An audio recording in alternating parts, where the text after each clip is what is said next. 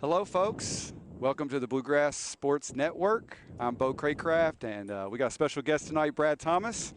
We're at Western Hills High School for a little boys soccer action. The Wolverines hosting Bardstown. We're a little late getting started tonight as they're celebrating senior night on night one. You know, Brad, with the changes that we've gone through with COVID, we're seeing a lot of schools do senior night, and Western Hills has quite the slew of seniors this year. You know, when you have 15 seniors, the pregame setup takes quite a bit of time. So we are running a little bit late on the game, but it's going to be an action-packed game, and I look for all those seniors to be in the starting lineup here in just a few minutes. All 15, huh? All 15. From Coach Mangum has told us that it may be a strange start, but every one of those seniors will be on the starting lineup. For those of you that may not be as familiar with soccer, generally it's 11 players on the field. So Coach Mangum has worked out a deal tonight, hopefully to recognize all 15 of those young men. And as you guys can see on the screen, you know, there's a ton of seniors that are going to be playing their last first game at home here at Western Hills. And so, you know, as we got about 4.5 minutes till game time starts, you know, Western Hills has already played. They are coming off of a victory on Tuesday night. That's right, a 5-1 victory. 5-1 victory, and that was against Danville. So they traveled up US 127 and got a win to start their season off. Now, with 15 seniors, I assume they have quite a bit coming back. They do, and you know, one of the keys to this team is going to be the way the midfield and the defense stand up. If they hold strong with that senior leadership, this should be a good game for Western Hills. Well, I got to talk to the Bardstown coach just for a few minutes before. They graduated 7 seniors, but they're coming off back-to-back district championships. They return their top 2 scorers. They return a goalkeeper that he said is one of the best in the region. So I think we might have a pretty good game tonight. It should be. And, you know, early on, this game could be decided in the first few minutes when you have a lot of the seniors out there. This is their first time in some of these positions. So it'll be anxious to see Western Hills, how they come out, how they handle the excitement of senior night, and how they're going to actually perform once we get out here on the turf. Now, our friends online can't see what we can see, but tonight's also a big night for the Western Hills boys soccer team. It's a first for them. I know they're really excited. They've got a new playing surface, something that they've been, you know, asking for several years. So that's another big threshold for them. You know, it's one of those things that Frankfort for years had talked about having turf fields, and now the county schools, we've got one at Franklin County, one at Western Hills, and it's going to be transformational for soccer in this community. My son is a student over at the independent school, and I'm not going to lie, there's a little jealousy occurring downtown, but we're very happy for you guys. We're looking forward to getting to come and maybe play against you guys. Well, I'm not going to make any predictions, but, you know, we're ready to come play. So we got just a little over 3 minutes before we get started. The guys are out there, just a few last touches of warm-up. We're going to take a quick break, and we'll be right back on the Bluegrass Sports Network. Thanks. Running a business takes a lot of focus and dedication. Keeping up with the ever-changing tax laws and keeping up with all the numbers behind your business, while necessary, can cause distraction and even a little anxiety. That's where Charles T. Mitchell, certified public accountants, come in. They've been helping local businesses run smoothly since 1964. They've got the experience and quality you deserve, and they'll put your mind at ease. Taxes, accounting, and assurance services for your business. Charles T. Mitchell, CTMCPA.com. Hello, Miss Sylvia. This is John from Anderson Apothecary. I was just calling to see how you were feeling today. John goes above and beyond for each and every customer that we have. He jumped right on it. If someone needed help, John would be the first guy there. No questions asked, nothing. He'll be there. John just wanted to open a hometown pharmacy just to take better care of his customers. Well, I sure am glad you're feeling better. We're going to be bringing your medication by here just shortly. Is there anything else I can pick up for you? If you haven't met John yet, come out and meet him, and you'll like him just as much as we do.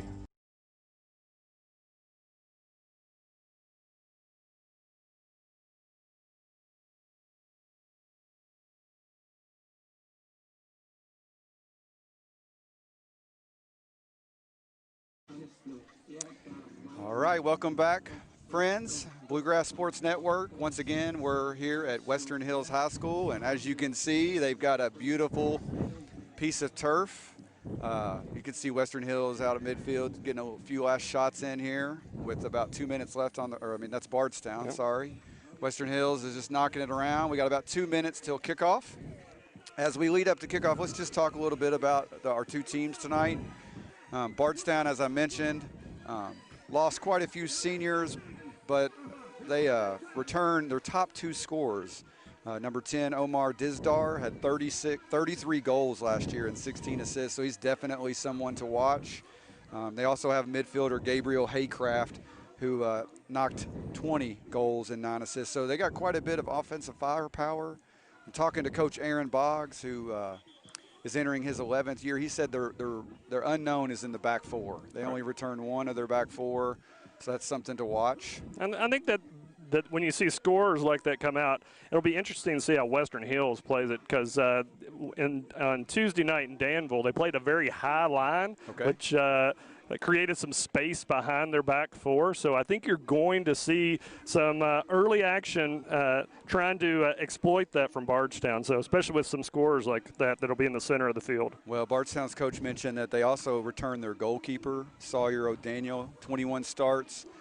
He referenced him as one of the top goalies in the 8th region, so we'll see how that plays out. On the other side, Western Hills record was 3-10-3 last year, played a ton of tight games, but had real trouble scoring last year. Top goal scorer was Wade Sutley, who's a senior this year with 8 goals.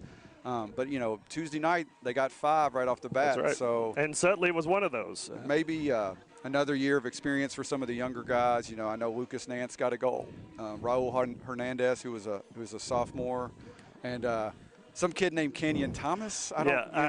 You know, it's one of those things when former goalkeepers score, it's kind of a unique situation. But he was lucky enough to score the first goal of the season for Western Hills. Game winner. Yeah, game winner. That's right. Number 1, Sawyer O'Daniel. So as you can probably hear, we're going through the starting lineups here with the new COVID restrictions. There's no walkout, as you might have seen in games on television. Number 8, Nathan Fesservin. Number 10, Omar Dizdar. Number 11, Trey Haycraft. Number 12, Jin Kobayashi.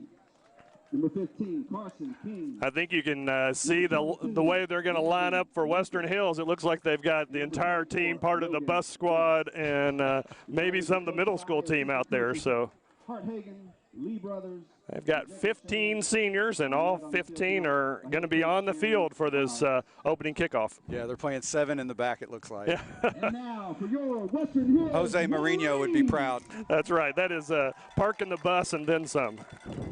Well, I got to admit, I didn't know if we would get to this night with COVID. Number 1, Matthew Meyer. Didn't know if we would get to have fall sports at all. So, beautiful night. We're about a month late getting started, but better late than never, right? That's right. And you know what's really going to be interesting with this season is how compact the games are going to be, because everybody's trying to get as many games in before district. So a lot of 3 games weeks are coming up for these teams, and injuries are going to play out. So as Western Hills season comes on, having 15 seniors that you can rely on will be a great advantage to them. Yeah, and hopefully 15 means you have a little bit of depth too, because you're going to have some injuries here and there.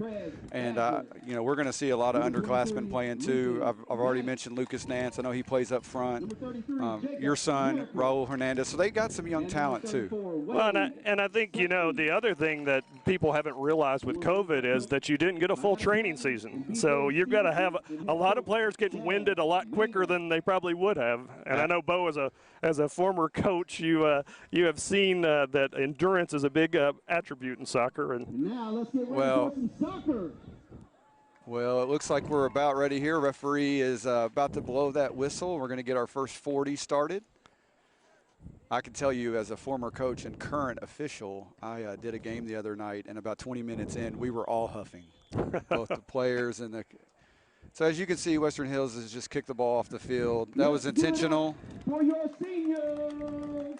And that was pre-arranged with the officials. Typically, when you have too many men on the field, it's a penalty. Absolutely. But pre-arranged with the coaching staffs and the officials. So, well, ultimately, that's what we're out here. We're out here for the kids.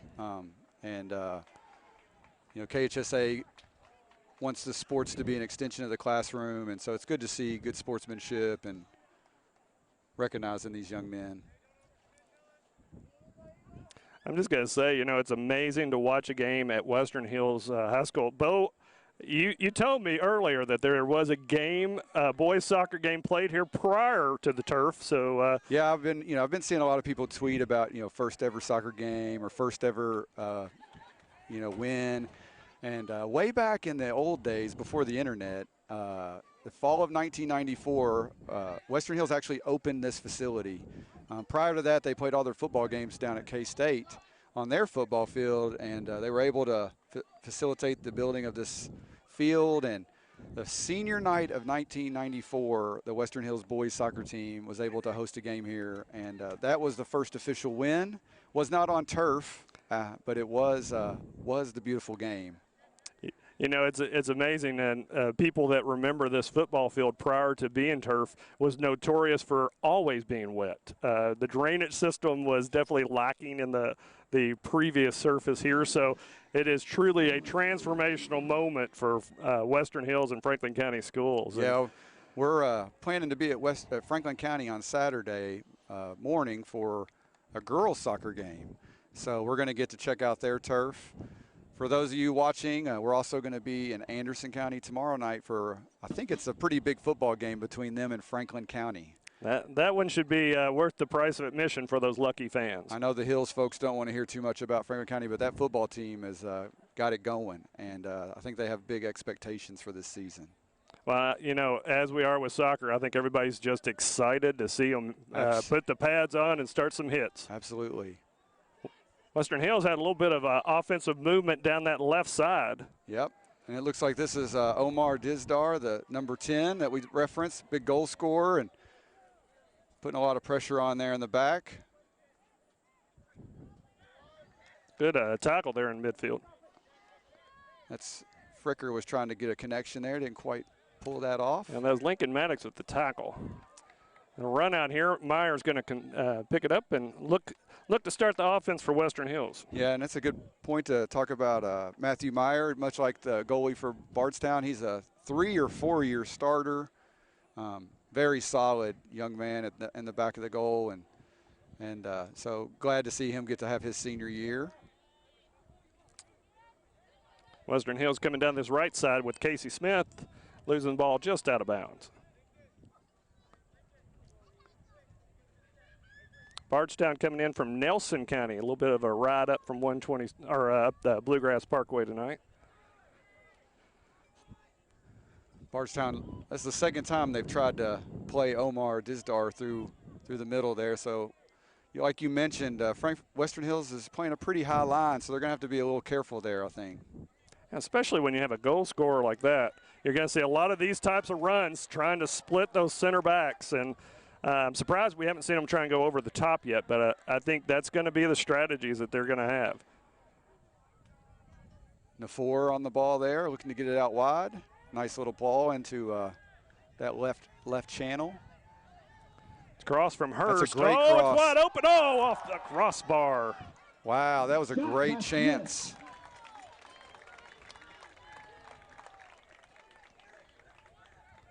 That was a great look for Western Hills. That was a wonderful cross. Who's out there on that left wing? I believe that is Zach Hurst right now. There we go. He had an assist the other night in Danville as well, so Western Hills going to try and work it down the sidelines. Dizdar with a shot there that was deflected. Meyer collects. Western Hills looks to just take a breath here, I think.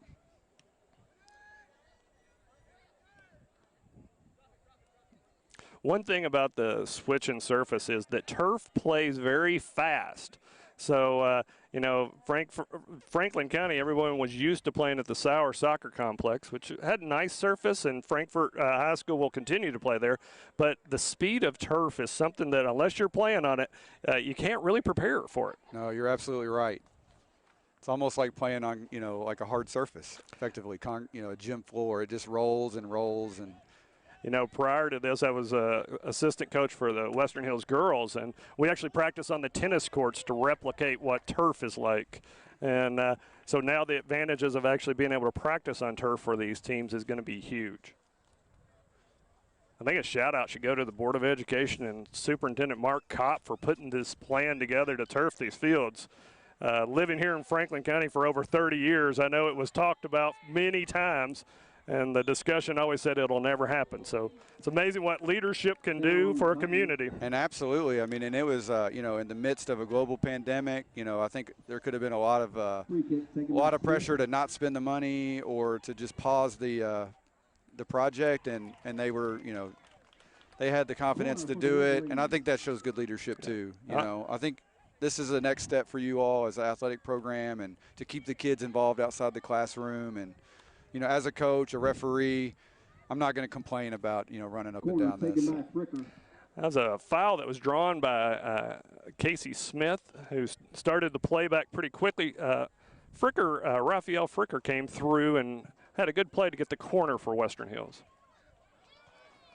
This is where I think we're going to see some problems for Western Hills. Up with that high line is the counter. Yeah. And Bardstown's trying to with the counter here. We'll see if I think he drifted into an offside position, but you're right. They had an early ball opportunity there and just couldn't quite get it off their feet. That's something I've noticed about turf too. Sometimes kids, you know, kind of gets caught underneath them. And it seems that way with new turf a lot of times. It's just the way turf's put together, it takes a little bit of time to get the springiness and the stickiness off of it. Season it. That's a good win there by Sutley. He plays it out wide to Smith. The 4 is looking to get on the ball. He tried to play it through the line there to Sutley. Sutley had a good game in Danville. Lots of shots, was a little unlucky, but he finally got one in the back of the net at the end of the first half. That was a good early opportunity there. You could start to see a little bit of miscommunication there. So you're starting to see some of the, you know, Bardstown's trying to work in 3 new defenders, and communication's huge back there, especially when the ball's bouncing around. And I think that experience is one of those key things, because as a back 4, Bo, you realize that you've got to have almost mental telepathy to know where your partners are going to be so that you don't get exploited with some of these runs. This is a dangerous moment right here. Speed with this goal scorer. Let's see what happens. Ooh. Just wide. But I think we can see what the game plan is there for Bardstown. They're very direct.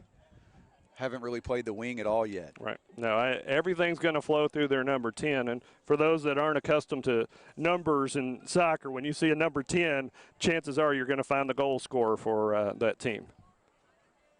Good distribution there from Meyer. And Western Hills looks like they're going to get it settled, playing it back out there to Hurst.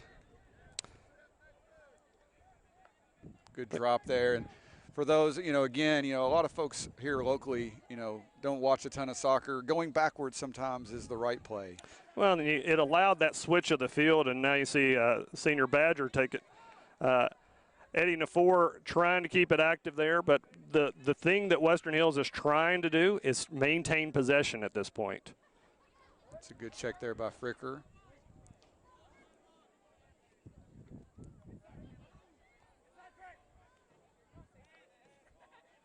Unlucky turnover there.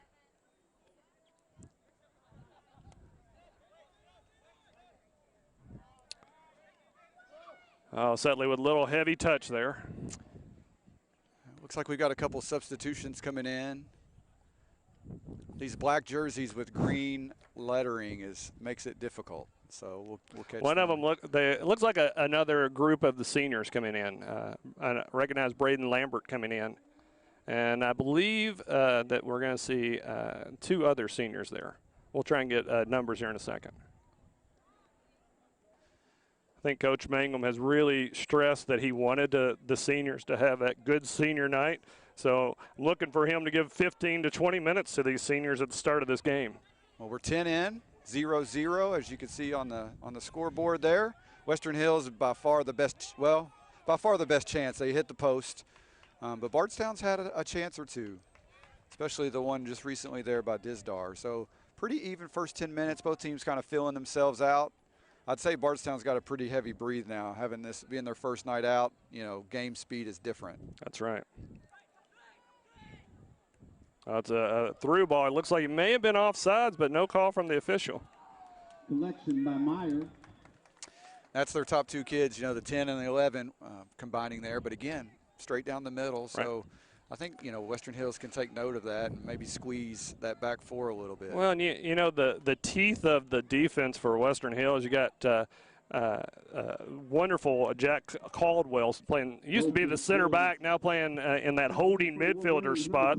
And then Lincoln Maddox in the center back position. They're really the stoppers for this team. And very strong players, and they're use their physicality a lot of times to shield players away from the ball. So as we watch this game progress, I think that's something that we should pay attention to on those two, because there are the cogs to this defensive line for Western Hills. You were right. We had number 12, Henry Hoffman, who's a senior. He jumped in on this right wing. He's pressuring the ball there, so it's good to have him. He's one of the seniors. Braden Lambert took that spot on the left wing. There's his first touch. This is Jack Caldwell. Yep. Henry Hoffman swinging it around to Eddie Nafour. Casey Smith on the right wing looking for a cross. That's a good, dangerous ball in. Oh, that was a good look again from Western Hills. That was a nice little combination. Work the left side, switch it through the middle of the field, find Smith in some space, and got his head up. You know, Western Hills has looked dangerous here early, and Bardstown, I still think, looks a little rusty. You know, with first game of the season, it's always hard to get that communication together. And see, the coach was talking with you earlier, Bo, and mentioning about the weakness of the team is their back four, and I think we're starting to see some of that. There's nothing like replicating game action until you're out there. So, totally agree. You mentioned Coach Chad Mangum. He's in his 5th year here at Western Hills. He's a teacher at Bondurant Middle School.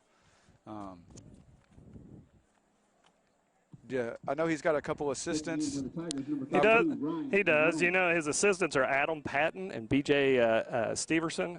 And, you know, it's one of those things that it really does take a family to get a soccer program to go to that next level. And I'm glad to see Western Hills adding some coaching positions.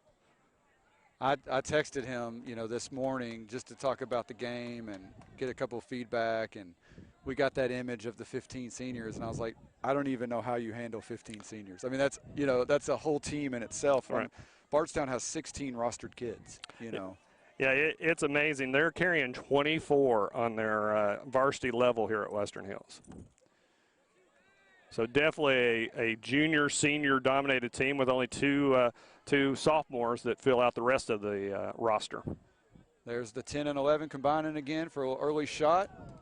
Almost a field goal from that perspective. We've had 2 close field goals.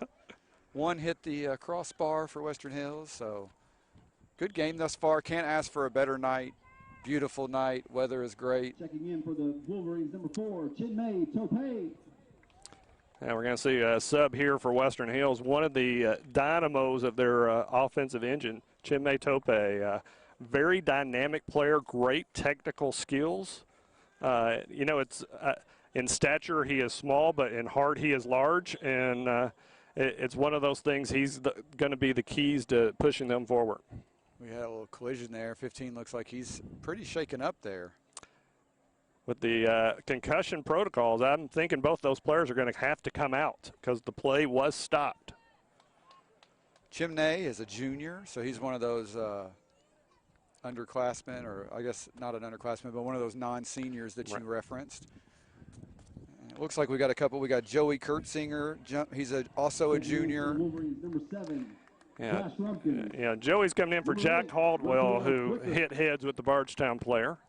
And number 24. And then we also have Stefan Rudick, who's a senior, number 7. It looked like he's slotting into that center back position. And then Josh Lumpkins coming in at right back. And I'll tell you, from that game Tuesday night, if I had an MVP, it was Josh Lumpkins, making dynamic runs down this right side on overlap situations and really causing havoc on the defensive end for the Danville Admirals.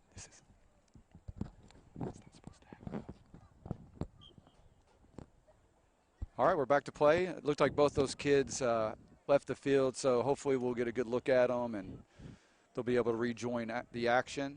You know, the past few years, they've really concentrated on concussions and concussion syndrome. So anytime there is a stop in play for this type of collision, they're going to do all they can to make sure that there's not any symptoms for a concussion. Absolutely. You know, throw that on top of the COVID rules, and my gosh, you're definitely got to have a medical staff that is up to speed on all the protocols. I don't know that anybody has a tougher job than these athletic trainers, you know, just trying to manage multiple teams with all of the new protocols. But I'll tell you what, you know, as a parent of a kid at Frankfort High School, and I work a little bit with their soccer team, the kids are committed to doing the right thing. They want to be here, and so whether it be the mask or whether it be the social distancing, they've really bought into it. And just taking a glance at the crowd here, you know, I know they're limiting capacity, but a lot of social distancing, a lot of masks. So I think it just shows you that we want to be here. Kids want to be here, and you tell us what to do, and we'll do it. Well, and I think you find out some self-policing comes into play a lot of times with, especially on the teams. They make sure that they are following the protocols because they know people are watching, and they know that the severity of this pandemic we're in, and want to make sure that we can at least keep playing this beautiful game in kind of an ugly time in the world. Absolutely. Well, and with a lot of the kids being virtually doing the virtually learning, you know, my wife's a third-grade teacher, and I think the interaction is important for the kids. Oh, I agree. They're not getting some of that interaction in the classroom that they would get, and so hopefully they're getting it on a soccer field or on a football field or on a cross-country track. And so I'm very thankful that the school boards and the state leadership, you know, decided to let this happen. Oh, this looks like an opportunity potentially for Western Hills. It's Fricker on the ball, tries to create a little extra space. And here we go, off to the races. And there you see the speed coming forward.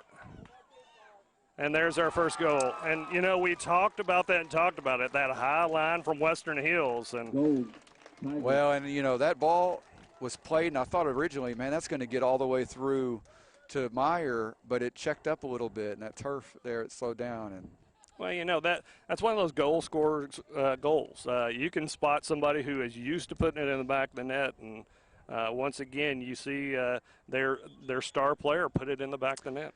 So we're in the 19th minute, goal by Omar Dizdar for Bardstown, 1-0. And like you mentioned, you know, I feel like Western Hills has had more of the possession. They've created a couple of good chances. But that's kind of the frustrating thing about soccer is that, you know, one counterattack, one unlucky, touch, and all of a sudden the other team is in. Well, and it's one of those things, too. They had a couple of chances. And, you know, when you have chances and don't convert, that's a problem. So we have a player down a little bit off the field. But Western Hills is choosing to play. That was interesting because Western Hills was choosing to play. I think he actually – landed on that little concrete barrier and turned his ankle. It looks like. Yeah, is that? That's Nance. It looks like. Yeah. Lucas Nance down.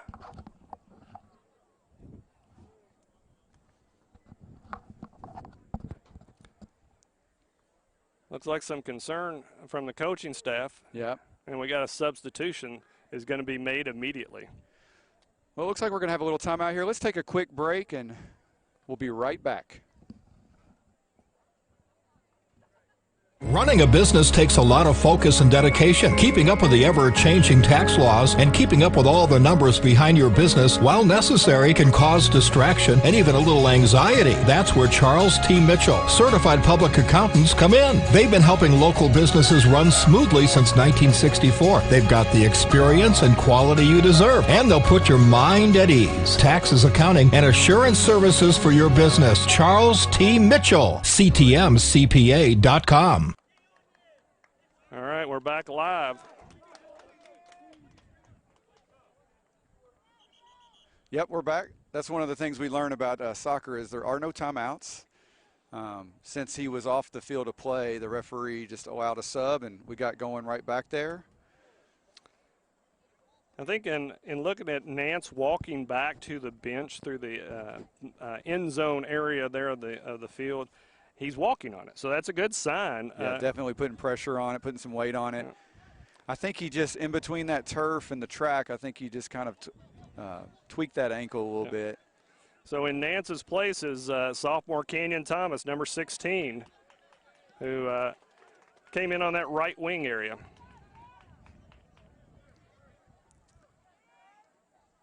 He was, like you mentioned, the opening goal scorer the other night. They had five different goal scorers in that game versus Danville.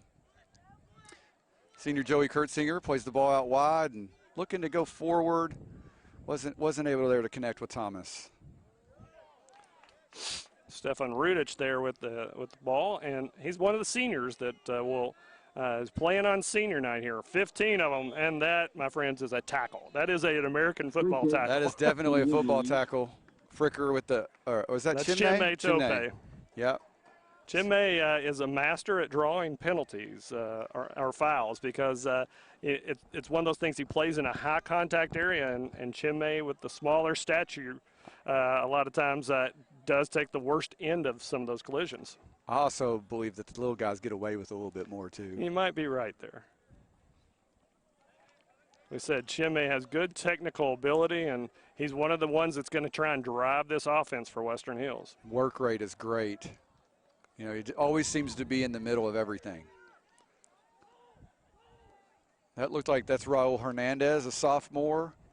Raul scored on Tuesday night as well. 2 sophomores scoring for this upper class led team. There he is on the ball. Trying to switch fields there. Wasn't quite able to connect, but look at that work back by Thomas. Looking like his mother there. You know, that's the athletic side of the family for sure. Nice that's little a good touch. play. Right at the keeper, though. The keeper very experienced, proper positioning, good technique. But a great little touch there by Joey Kurtzinger to try to set up Wade Sutley. Wade did get the shot off, but he didn't catch it quite cleanly there.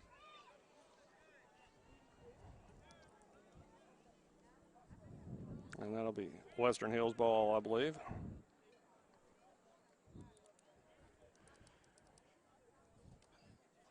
Bardstown, I don't have a number 7, but I have a number 17, Eben Obing. I think that's who that is. I was trying to, looks like Alex Dickerson, number 6, is in the midfield. Of course, we've talked a lot about Gabriel Haycraft and Omar Dizdar, but they've got several other juniors. It's a junior-led team.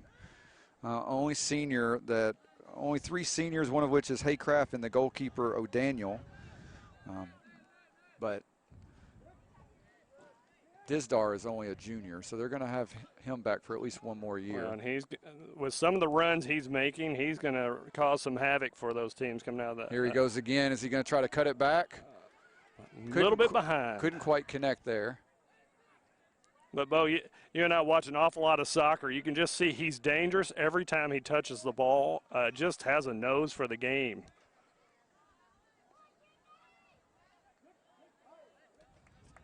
Thomas bringing it down. Definitely doesn't look like a goalkeeper. He's working on those feet a lot, I know.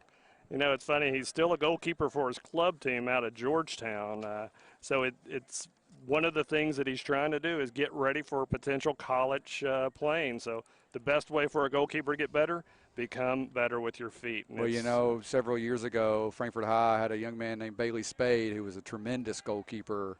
And for Frankfort High, he played that center mid position. Mm-hmm. Ultimately went to Center College and was a 4-year starter. But now playing in Germany. Yeah. So it's amazing the talent that Franklin County can produce. No, I was just thinking about that. You know, we referenced Nafor, Eddie Nafor for Western Hills, number 25. He's not currently in the game, but he was one of the seniors that started. You know, the Nafors have led Frankfort in soccer for the last several decades. You know, E-Man was even a coach for Western Hills for a while, but Elma, the middle son, is playing professionally in Omaha. Right. And, you know, and then you had Attell, who was just a machine for Western Hills girls. Absolutely. Scored 100 goals in her career at Western Hills, and I was able to coach her senior year, and just one of those players that is just unstoppable at times. I'm going to date myself, but I had Attell when she was 8. Oh, my goodness. And she was good back then, so. Bardstown's trying to put together a little possession here, but quite honestly, they've struggled to connect passes. It's been very direct. You know, it's one of those things I think as we talk through some of these great players that have come through Franklin County, the dots that you can connect is club soccer. And, you know, Franklin County does not currently have a club soccer program, and most of the players we're speaking of played years and years of club soccer. Oh, absolutely. On this Western Hills team, you've got only a few. I think we're down to 4 players that are playing club soccer in addition to high school soccer. Yeah, my son is a 15-year-old sophomore at Frankfort High. He was in the last academy of the club, and so as an 8-year-old. So that tells you how long it's been. And it's just tough for parents to drive to Georgetown or Versailles.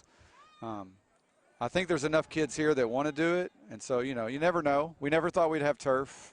Yep. Maybe, you know, we'll see a revitalization of club soccer, because I really, quite frankly, worry about, you know, you look at the middle schools and there's less and less kids playing.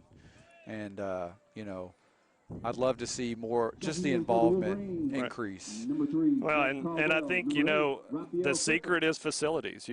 Facilities draw teams, and teams draw the players. I know from Canyon's Georgetown team, they're pulling in from 16 counties. Players that play for the Georgetown Football Club there. That's a very nice corner. Cross. Was that Hernandez on the backside? I think it was. I think they're going to get another corner kick. Actually that was Fricker on the backside, and it looks like his header went off the center back number 3. We got about BC, who's number 3, that center back. Yeah, he mentioned BC and Logan Best, number 24, was going to kind of anchor their defense. Logan is the only returning defender for Bardstown. It's a short corner. Look, oh, we thought we were going to get a big shot there from Sutley. Rudich with a good hold there. Trying to keep it in play here. Oh, unlucky there.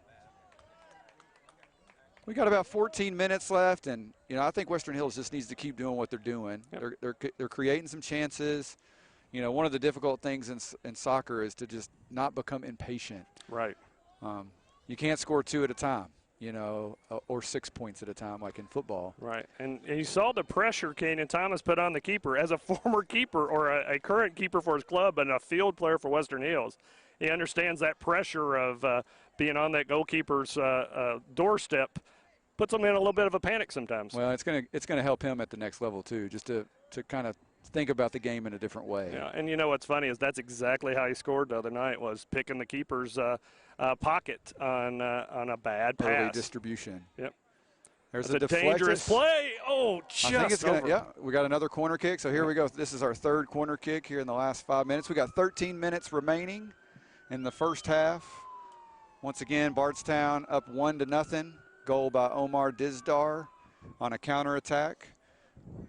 And you'll notice Frankfort or Western Hills is pushing up very high here.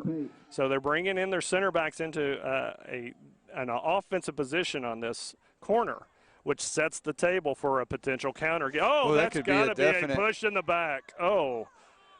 That was a close call. That was a close call. And I know you've got to put on your official shirt for a game upcoming, but I'm going to tell you, a majority of the time, that one's going to be called that push in the back in a goal-scoring opportunity. Yeah, definitely. You know, those are tough things to call. And my only comment there is I'm not sure that Western Hills he was going to get there. And sometimes they give the defender the benefit if they don't think the offensive player was going to make that next touch. Right. And I may I'm be not saying jaded that's the as right a Western call. Hills parent, but, you know, No, that's the beauty I totally of being agree with it. I mean, it's a difficult call. And Chinmay Tope again looking dangerous with the ball. He tries to take on that midfielder for Bardstown. Number 6 there, Alex Dickerson, did a good job of just being patient, won the possession, and then won a throw-in for his team. Let's see if Bardstown can start to connect. And here we are in a dangerous situation again, looking at a potential counter. Looking to spray that ball out wide. Josh Lumpkins with a good read there. Absolutely. He's a very soft about. He plays club. You know, he just loves the game of soccer. Again, I'm going to date myself. He's a junior, and I coached him, I think, as a U10. So You can see Bardstown just trying to put it long for their 2 star players here. And there was a push in the back and not called again. All right. So at least, hey, if he's going to be consistent. Be consistent. Be right. consistent. Right. You're right. You're right. But we're going to have a corner kick here for Bardstown.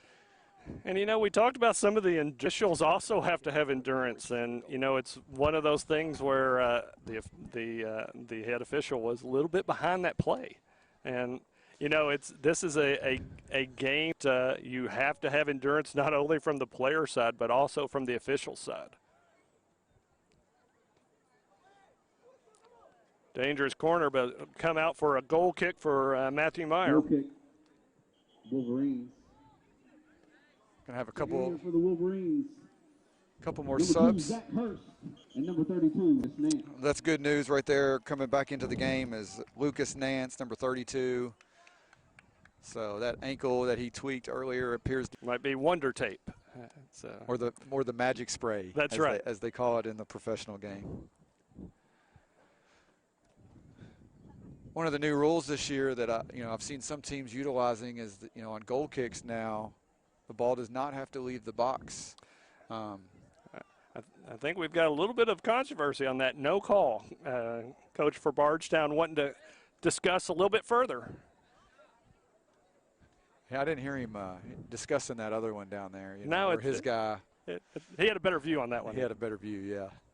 Exactly. Yeah, his 60 yards away view, was questioned.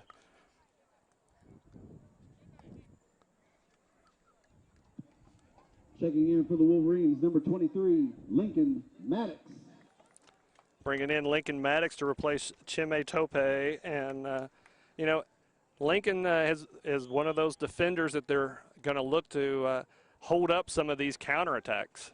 Great athlete, very fast. That was a great distribution there to Sutley. And he sprays it out wide to Lucas Nance, who gets a good cross, but right to the keeper. Yeah, just couldn't quite pull it back. He was running out of real estate there. But that was very nice. One from the keeper to the number 9 forward, sprayed it out wide, and you're on goal. So, again, I think Western Hills just needs to keep trying to do what they're doing, and they're creating chances. Here we are in that potential counter situation again with Bardstown. It's very obvious how they score the goals, Bo. Yeah, they're not using the outside channels very much. Hernandez with a through ball there, but just a little too much on it. And with this brand new turf field, not slowing the ball down much. Not at all. Bardstown with the throw in.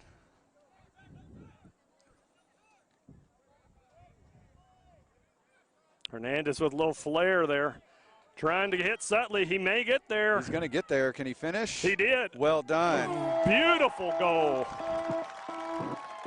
Beautiful goal by Wade Sutley. Very much like the Bardstown goal. Right. I thought the goalie was going to get there, and he paused. And you often hear those goalkeeper coaches say that he who hesitates gets scored on, and I think you had just a second of hesitation. So we're in the 33rd minute, just over 8 left. Wade Sutley ties us up 1-1, and I think that goal was deserved. Oh, it was, and beautiful action there. You saw Hernandez free up the ball, and then you see the through ball to Sutley, and a good finish. So many times you see players try and kill that ball, and he definitely a goal scorer's goal again. He just opened his hips a little bit, used that inside of his right foot, and just slotted it in that side netting. And like you said, a lot of kids try to overhit it, or he did exactly what he needed to do. And the game kind of changed when Lucas Nance came back. Absolutely. And here he is trying to get through. As Bardstown struggling a little bit in that back four, as the coach called it. That's a good tackle. I think he got the ball, but he went right through. He came in a little heavy, yeah. He went right through the man, so the studs were up. So he clipped him. He clipped him. He might be a little lucky just because he went, airborne there. Could have easily been a yellow card. You could definitely see Western Hills has upped their energy levels. Absolutely. And I think they've got 7 minutes here. Like they want to try to take advantage. They've got some momentum. It'd be wonderful for them to try to get this lead right before half and kind of deflate Bardstown a little bit. Mm-hmm. We've got a little break in action here. I think where stoppage in play was for blood on the player. The official was seeing blood on a knee from sliding on the turf, and so a sub had to be made for Bardstown. All right, well, we're back to play. Ball back to O'Daniel, and Bardstown's going to look to try to build out of the back. Watch Western Hills with the press here, and once again causes the turnover. Let's see if Fricker can find someone. And this is where Bardstown's so dangerous, is in those counter situations. But I've noticed, I think maybe Caldwell, one of the center backs, is kind of playing a little bit deeper. You can see it here. I think he's giving him a little room right there. He gave him a little room. Lincoln Maddox is playing very smart back there. That's that senior leadership. Absolutely. There's times you play a high flat line, and then there's times where you say, hey, this guy's got some speed. He's got in behind. I'm going to give him an extra step. Well, and I think one of the issues Western Hills had early, they couldn't recognize when the runs were coming. And getting that little bit more space that he can work with there so he can see those runs a little better, I think is being key to them stopping them here later in the first half. Got another stop and play. You know, from soccer, you typically do not have stoppages like this, so it's kind of an odd situation. Another drop ball scenario. Couple entries here, and like you said, first night for Bardstown. I'm sure we're over 3/4 of the way through the half, and muscles are starting to get a little tired. Feet are getting heavier. Get a little later to tackles. As we always talk about as coaches, you hydrate 2 days before, and we'll find out who actually did the hydration that they were supposed to do quickly in a humid night like tonight. Well, again, Bardstown was trying to play through their goalkeeper. Turnover for a throw-in here to Western Hills, and they've been trying to play quick, whether it be a free kick or a throw-in. I think their tempo is really, especially in the last 20 minutes, the tempo has really picked up for Western Hills. Yes. And I think, Western Hills has subbed quite a bit, and you've not seen that same kind of rotation from Bardstown, and I think it's starting to show a little bit. There's another dangerous play with a good attempt by Lucas Nance. And he did the right thing. You want to try to head the ball back where it came from, towards that back post, but he just couldn't quite get enough on it. The keeper was able to make the play there. No, I think you're right. Bardstown only has 16 kids rostered.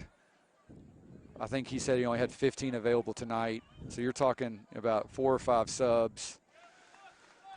And they're going to probably have to fight these last 5 minutes to keep this even.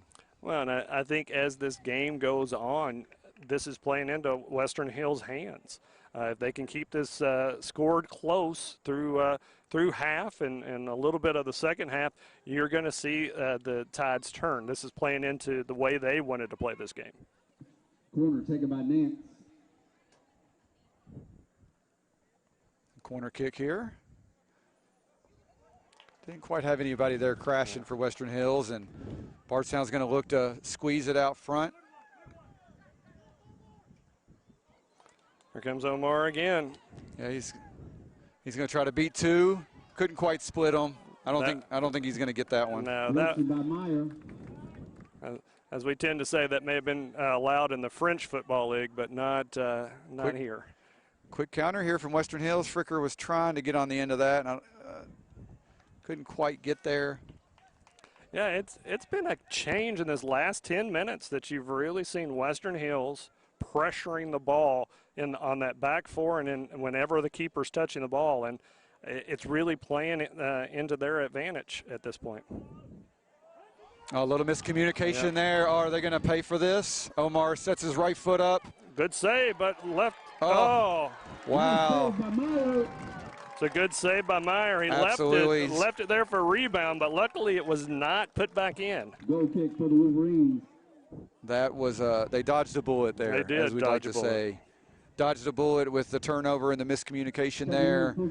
And once Omar got on that right side, I was worried. Yes.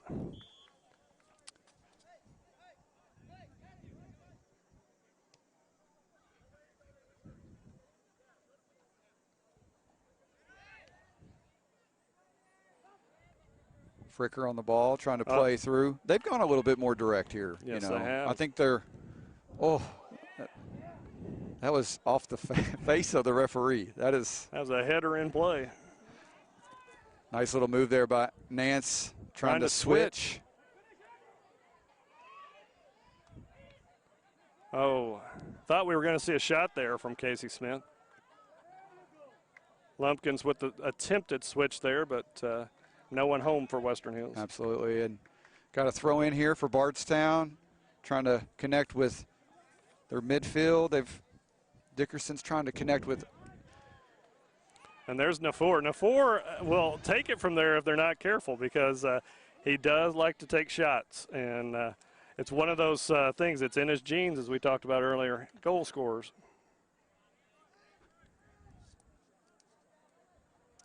Lumpkins with that overlap action again. It's a good cross. Let's see if he finds him. And it's going to stop right on the goal line. Nafour was trying to wind it up. That's a good track back there by Bardstown. But again, Bardstown's really treading water right now. They're looking for that 2 minutes to expire so they can get a breather and get collected. Well, you know, it's one of those things, that ball just sat there on the goal line for so long. And it's one of the, I think it shows you the fatigue in Bardstown. They're hoping this half ends. And I think Western Hills will try to keep the pressure on them as we have 1:50 left.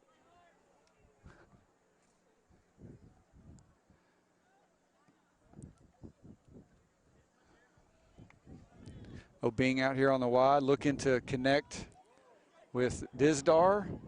Once again, he's having his way on that left side. Not a little bit out wide there on that shot. And it's one of those things, the center backs closed very quickly to him, and he had to hurry the shot just a hair quicker than he wanted to. And Western Hills is kind of living on the edge there anytime he's touching the ball. Well, it's definitely better to have him attacking from the wing than right down the middle, because you can get some help. You know, forcing him wide gives you time to recover.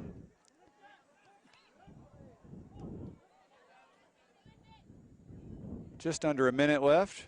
And that quick throw here from Lucas Nance as Western Hills has an advantage. He's got Sutley in. Yeah, look at him. Just overthrew ball's it. Wide open. Oh, good cover by the keeper. He's got to just get it up. Another good play by Bardstown. Shot just a bit high. You know, sometimes you're lucky and sometimes you're unlucky, and Western Hills will be kicking themselves over that one. Keeper made a really nice play on that first one. He came out, closed his angle. Smith was unlucky on the second one because he beat the keeper, but they had gotten enough defenders back. Yeah, and I think the ball kind of got lost there under the keeper for a second. Lamarck VC there was chest trap to save a goal. We're at 10 seconds here. Western Hills trying to get one final attempt on goal. I think O'Daniel's probably going to hold on to this. No. He apparently didn't know what the clock was, but that's the end of the first half. That's the end of the first half. We're tied 1-1. Thank you for joining the Bluegrass Sports Network. We'll be right back after a few. Your Western Hills Wolverines 1. Running a business takes a lot of focus and dedication. Keeping up with the ever-changing tax laws and keeping up with all the numbers behind your business, while necessary, can cause distraction and even a little anxiety. That's where Charles T. Mitchell, certified public accountants, come in. They've been helping local businesses run smoothly since 1964. They've got the experience and quality you deserve, and they'll put your mind at ease. Taxes, accounting, and assurance services for your business. Charles T. Mitchell, CTMCPA.com. Hello, Miss Sylvia. Yeah, are we going to be able to hear anything? He's got a couple more commercials he's going to run. Because if they run music, are we going to even be able to hear John them? goes above and beyond for each and every customer that we have. He jumped right on it. If someone needed help, John would be the first guy there. No questions asked. You want to film them? Nothing. He'll be Yeah, there. let's just film them John and just then we'll wanted to come open back. a hometown pharmacy just to take better care of his customers. Well, I sure am glad you're feeling better. We're going to be bringing your medication by here just shortly. Is there anything else I can pick up for you? If you haven't met John yet, come out and meet him, and you'll like him just as much as we do.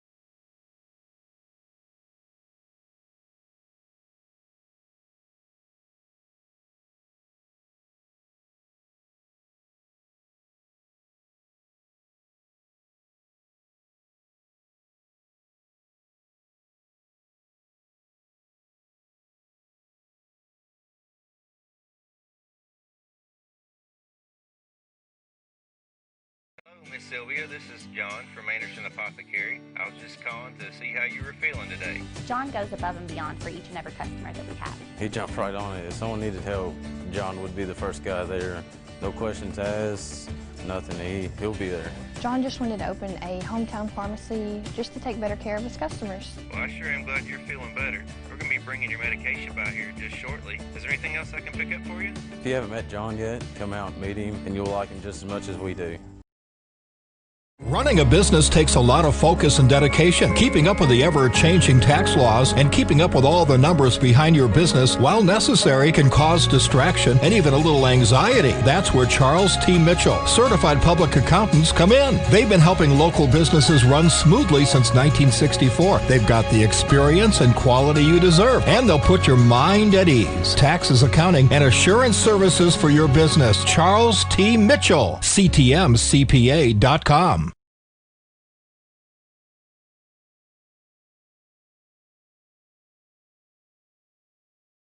Miss Sylvia, this is John from Anderson Apothecary. I was just calling to see how you were feeling today. John goes above and beyond for each and every customer that we have. He jumped right on it. If someone needed help, John would be the first guy there. No questions asked. Nothing. He'll be there. John just wanted to open a hometown pharmacy just to take better care of his customers. Well, I sure am glad you're feeling better. We're going to be bringing your medication by here just shortly. Is there anything else I can pick up for you? If you haven't met John yet, come out and meet him, and you'll like him just as much as we do.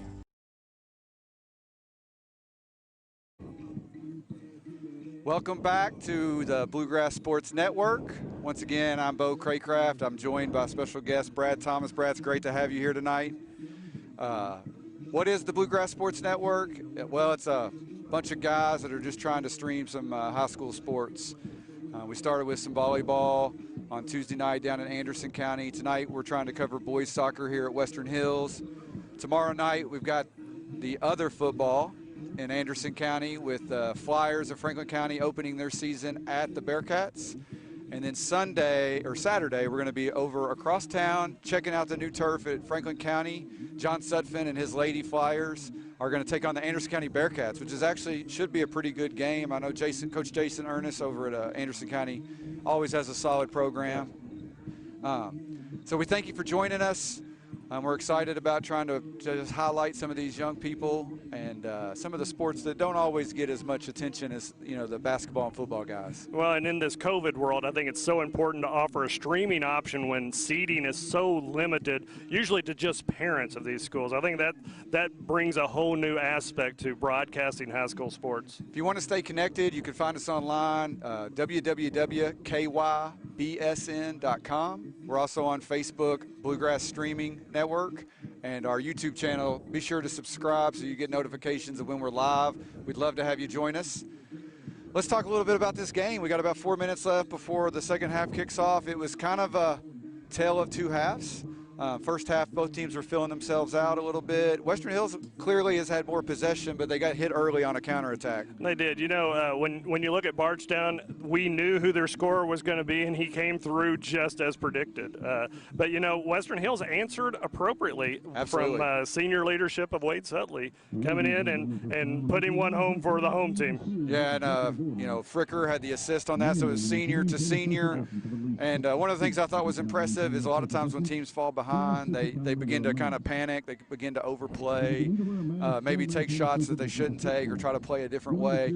You know, Western Hills continued to try to connect passes and continue to pressure, play a higher line, and, you know, it paid off. And I think the key was the reemergence of Lucas Nance. Lucas went off hurt early, thought he turned an ankle or possibly worse, and, you know, just like Willis Reed comes back from the training room, and all of a sudden he's back and contributing. He really changed the game when he came back. I totally agree. And, I mean, Western Hills is probably a little unlucky not to be ahead. They had two great chances there in the last 10 minutes that were cleared off the goal line.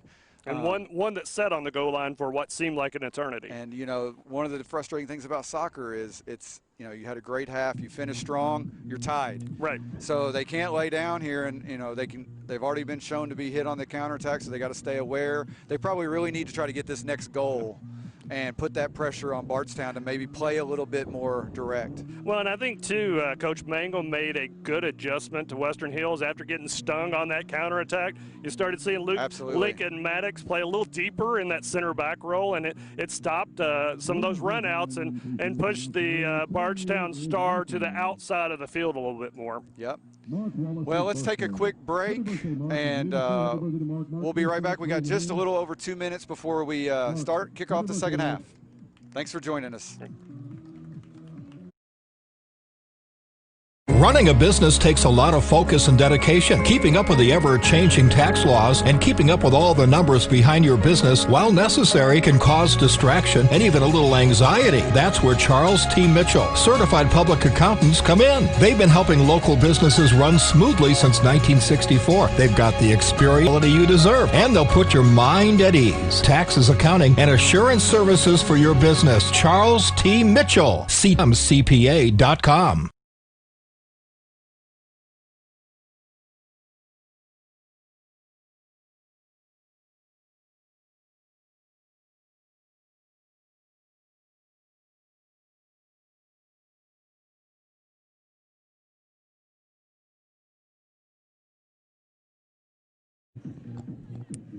Welcome back. Just over 1 minute here before we kick off the second half. I would be remiss if I didn't, you know, first want to thank Charles T. Mitchell for sponsoring the Bluegrass Sports Network. Without their support, we wouldn't be able to offer this service, and we're very thankful for the folks in downtown Frankfort. Also, just for those of you joining us late, tonight is senior night for Western Hills. As we mentioned, they have 15 seniors. Interestingly, they started off 15, but as you can see on screen, 15 is a large slew of seniors. And so, honestly, a lot of them have played tonight, given Coach Mangum a lot of good minutes, and we'll see what the second half brings. Well, you know, he's got 24 on the roster, and I'm going to be honest, I think 20 of them hit the field in that first half. He definitely felt like he used a lot more players. And I think it played to their advantage. You saw Bardstown get tired in their first game. You know, the conditioning's maybe not up to where it will be later in the season for them, and they're not a very deep team. And it started showing with about 10 minutes to go in the first half. Well, they've come out on the front foot. Looks like Mangum has gone with a bit of a more traditional starting lineup. He's got Lucas Nance on the wing, and he has Raul Hernandez, looks like playing more of like a holding midfield position. Yep.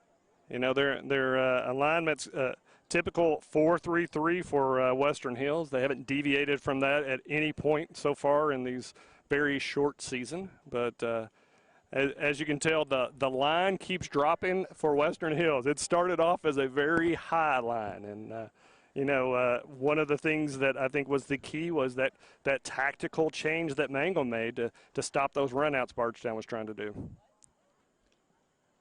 Well, sometimes, as a coach, it's hard to kind of lay down the style of play you want to play, and your pride can get in the way. But at the end of the day, Bardstown's really only been able to hurt them one way, so let's try to take that away.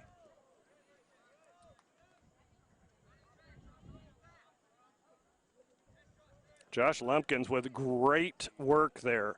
His work rate's very high, and he is excelling at this left back position. He's able to connect with the 4. He's looking out wide here to Smith. Being closed down pretty quickly there. Drops it to Lumpkins. And here we see Frankfurt connecting passes again. A little underweighted there, though. Underweighted pass. But the nice thing is that there was only 3 up for Bardstown, as Bardstown's changed their tactics a little bit more. They're playing with a little bit different formation than you typically see, a 4-5-1, and the 5 are really dropping deeper this half. Absolutely. I think the coach recognizes they're tired. And got a throw in here for Bardstown, trying to get it here with Haycraft.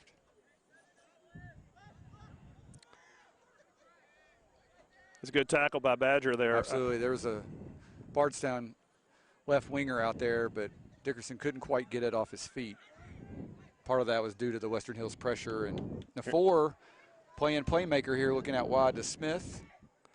Casey got a shoulder in on him, but found the side netting with that shot.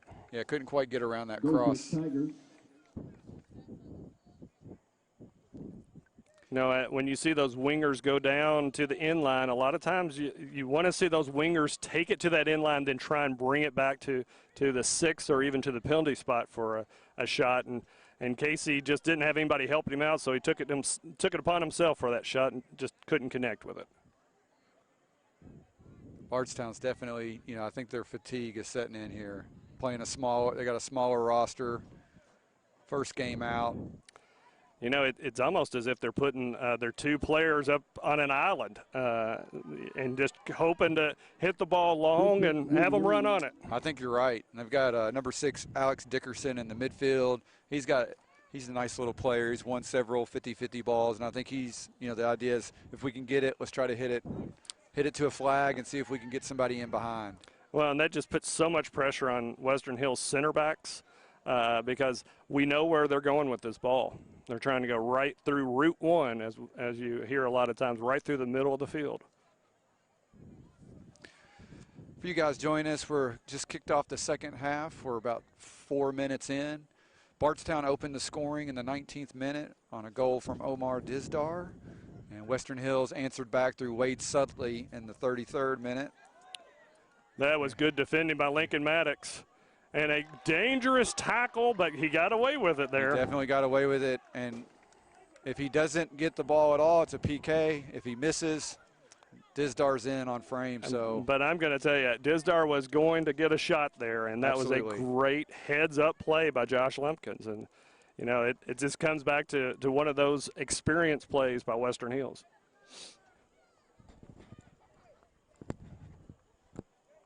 I will say that we've noticed the referee has been very tight with his whistle usage anytime it's in the penalty area tonight. Which, well, they're back for the first time in 6 or 7 months as well, because a lot of your club seasons got canceled. There's been no soccer effectively since March, right. And so they're a little rusty too, and sometimes you're a little more hesitant to blow that whistle early in the year. It's interesting as you see how the world has handled the pandemic. Europe has played soccer for a majority of the pandemic with no crowd. So I think we're a little blessed in the States here that we're able to have parents and folks be able to watch this game here. But all the grandparents and friends and students, sadly, are on the sidelines for watching these games. So Hopefully somebody showed them how to download YouTube, well, right? That's what I'm saying is I'm just so glad that BSN was here to be able to provide this service for these games. And I think as a parent, I'm most appreciative of the fact that I'm going to be able to see some of the teammates and friends of my children be able to play where I otherwise would not be able to. Yeah, on the boys soccer side, we definitely plan to have,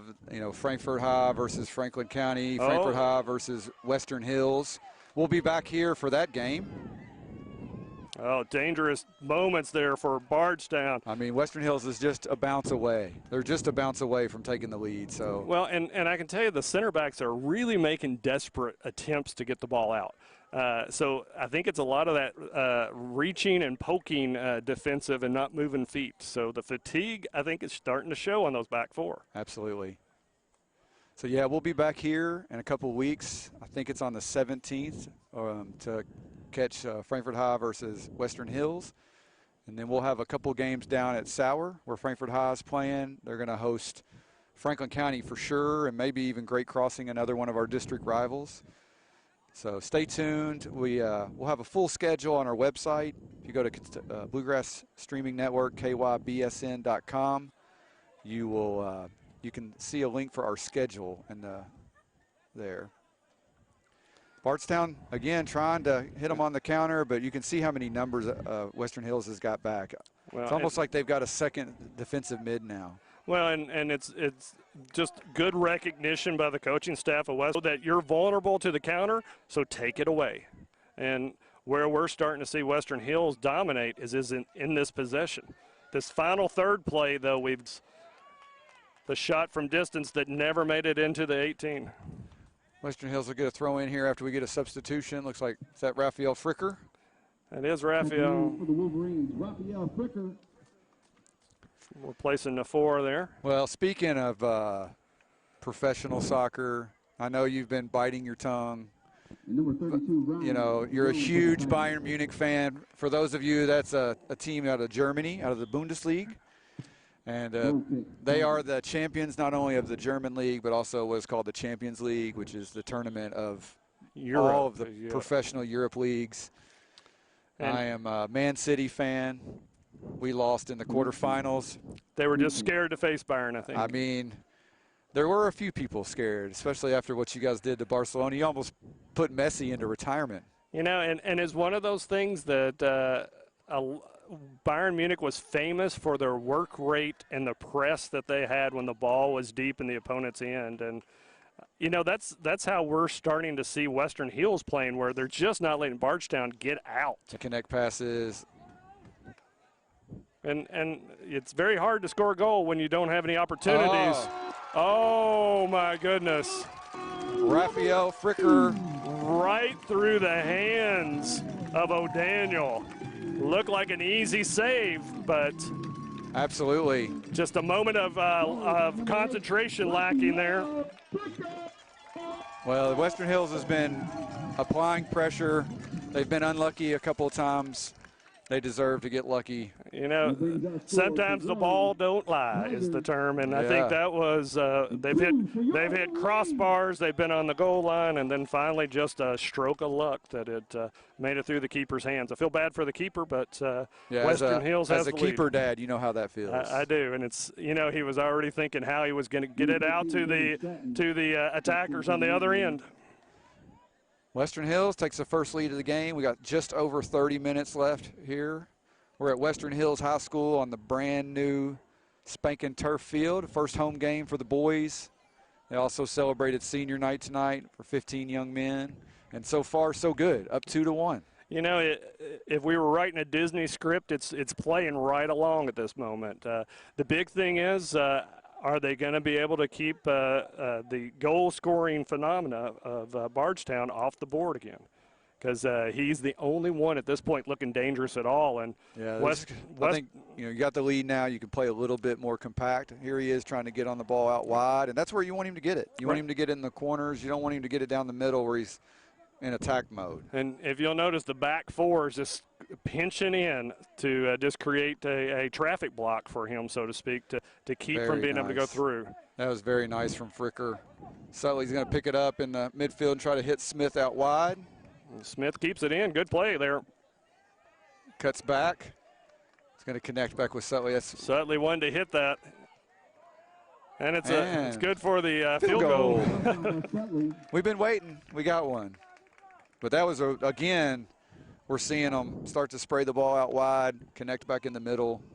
And I think a lot of times people that aren't used to watching soccer, it's that movement of being wide with the ball and then coming back to the center of the pitch that is so important from a goal scoring perspective, because what it does is it creates space between the back four defenders.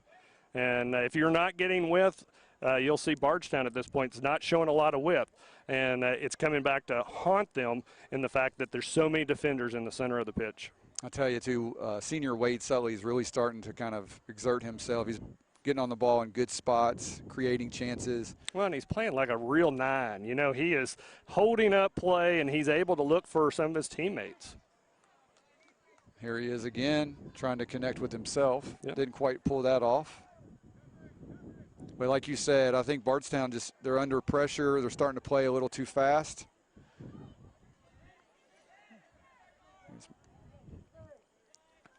As a safe play. Yeah.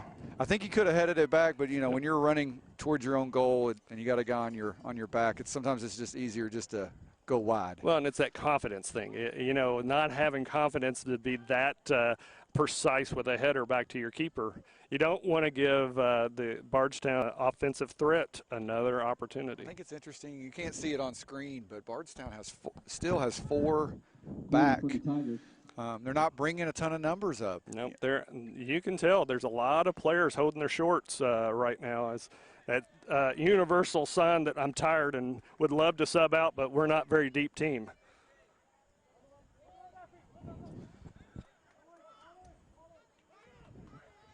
You just see Western Hills is just quicker to the ball right now.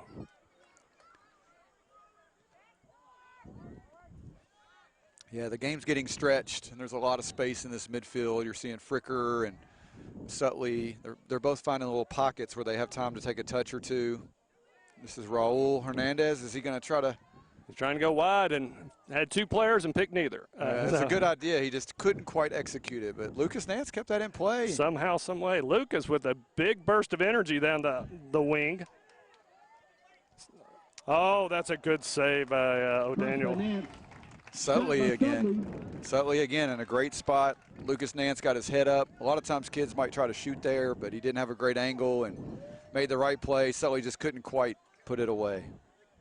You know, that was probably one of the better plays that we've seen out of Western Hills today was the build up there. And it started with a hustle play by Lucas Nance. Nance again. Good first touch. Oh, that was a good-looking play again. Just a bit high. They're having a hard time stopping Nance on that right wing. Yeah, and Western Hills is really kind of kicking it into gear here. I think they're starting to feel like they can maybe put this game away. Yep. 2-1 is a very dangerous score. Absolutely. Looked like joining the game for Western Hills is number 26, Baylor Brooker. I think he's on the left side here, playing in this left wing position.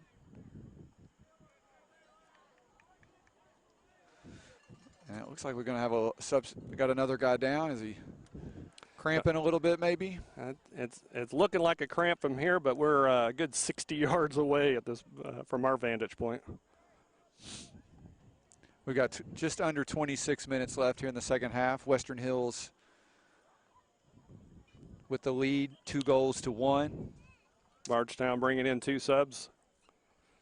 Trying to get something building in that midfield, you can tell. It looks like number 15, Jin Kobayashi. It's a great name, by the way. I'm telling you, that's a soccer name. Checking in for the Tigers, number 17, Evan Bang. And then number 15, Eben Obing joining the game for Bardstown. You can see here too. We're doing a lot. They're gang defending number 10. You know that Western Hills had 2 guys there pressuring the ball. Yeah, they are definitely keeping an eye on him. For the people that play FIFA, you know the circle is around him. That's who. Absolutely.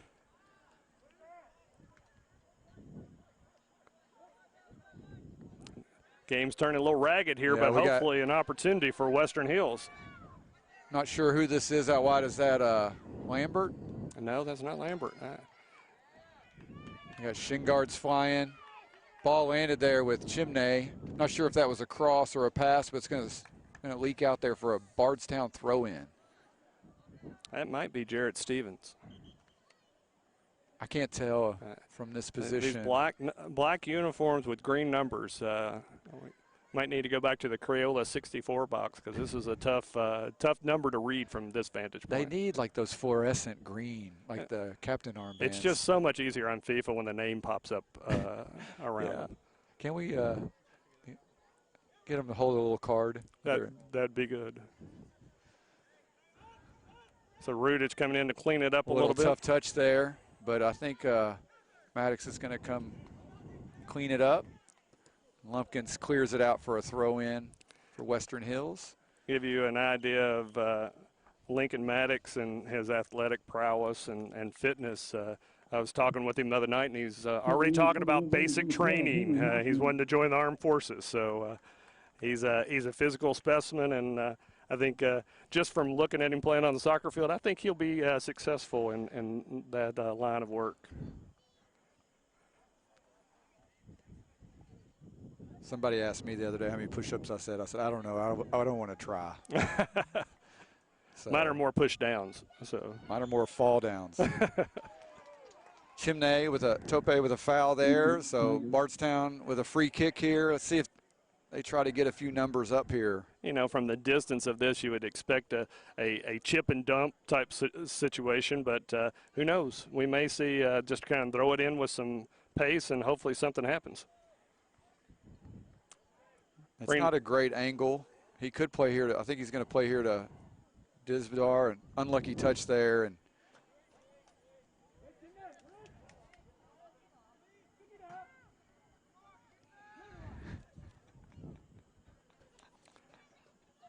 we had 22 minutes left in this matchup tonight. Western Hills winning the possession game at this point.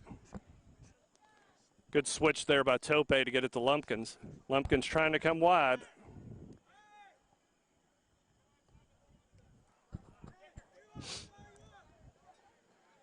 A lot of gang defending there. Western Hills is really rallying around the ball. Rudich with a good play there. Another one, the seniors. We got a lot of seniors on the field, and at leadership. Speaking of leadership, here's Sutley again leading the charge. Ball gets sprayed out wide.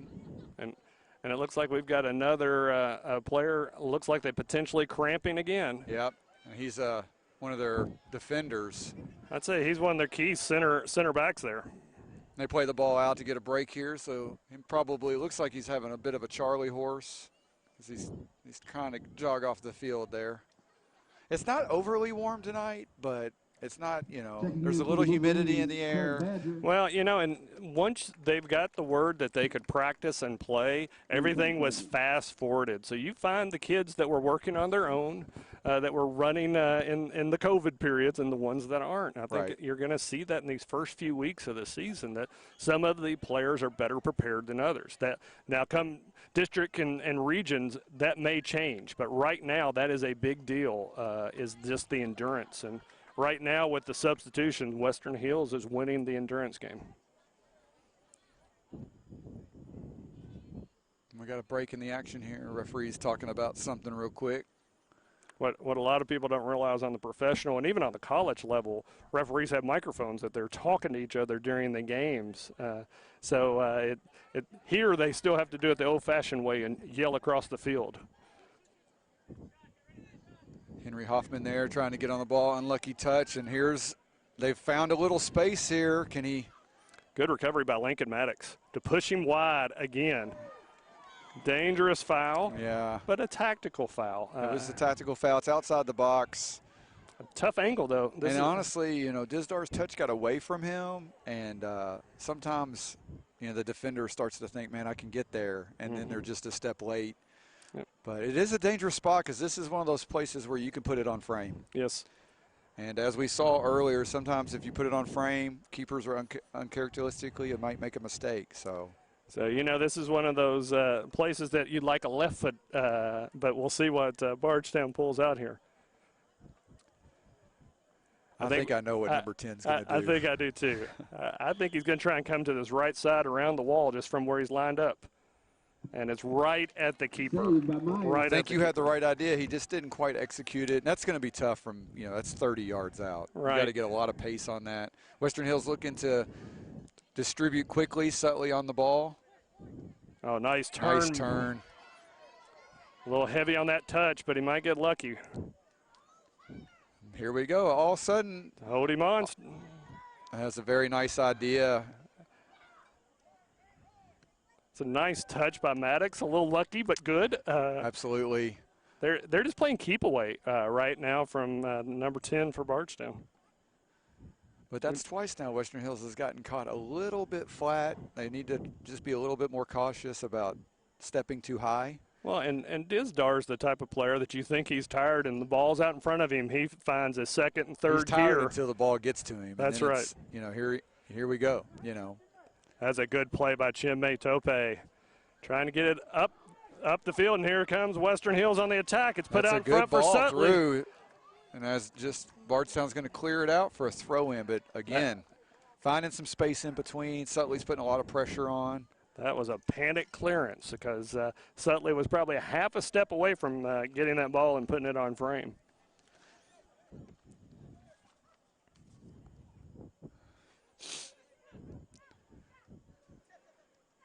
Hoppin with a good play there. Fricker with a good turn. Trying to create a little space, and not quite. Bardstown just trying to release pressure. Good play by Lincoln Maddox once again. Oh, wow. Ball just unlucky. And he misses wide. Poor Sutley. I felt bad for the Bardstown kid because it was, you know, the ball from midfield was a knee pass. That's right. And but Sutley with a great chance right on top of the PK spot. You can tell Sutley on Tuesday night had some of the same scenarios where he was missing just by earlier inches. he just slotted it. That one he maybe tried to overhit. He overhit it a little bit, I think. Number 16. But I know how that feeling is. Your adrenaline's pumping. You want to see that net move. So number 16, Kenyon Thomas, is joined on that left wing. Is that Fricker coming out? It looks like he's limping a little bit. He might have a little Charlie horse, or he's had a great first half of this second period here. Been involved a lot. He and Sutley have been connecting. He and Lucas Nance. And, of course, he's got an assist and a goal. So he's been a key player tonight. You know, if we can get a wide shot, you can really see the island that they're putting Dizdar on. He's up here against three defenders all by himself with the hopes the ball gets through to him. Ball's going to go out for a throw-in, Western Hills. Yeah, and he's trying to find little slots. You'll see him kind of drift over to the right side of the field, then he'll drift over to the left side of the field. And they're really kind of playing they got like a center forward and then a center attacking mid, and they're just trying to get to that center attacking mid so they can then connect. Yeah, you know, they made their game plan very obvious at this point. And I think it just comes down to the first game jitters of not really knowing what the makeup of this team's going to be through the season. I think Bardstown will be a totally different team come district time than Absolutely. what we're seeing. You get these three defenders who they're trying to integrate. And honestly, they haven't done a very bad job. They've been under a lot of pressure. You know, they haven't made any, you know, what I would say mistakes. They've just, when Western Hills has applied a lot of pressure, and I mean, like you see it there, a lot of good work rate. And so I think, like you said, they've tried to play a little conservative early. It's a good cross. And I think, you know, they've got a shorter roster. It's going to be tough, you know, on a night like tonight where you're playing a team that's subbed, you know, 20 players. Right. And you see there, Dizdar tries to work the ball, but once he gets the ball, there's two people around him. And this is Haycraft. He's trying to create a little space.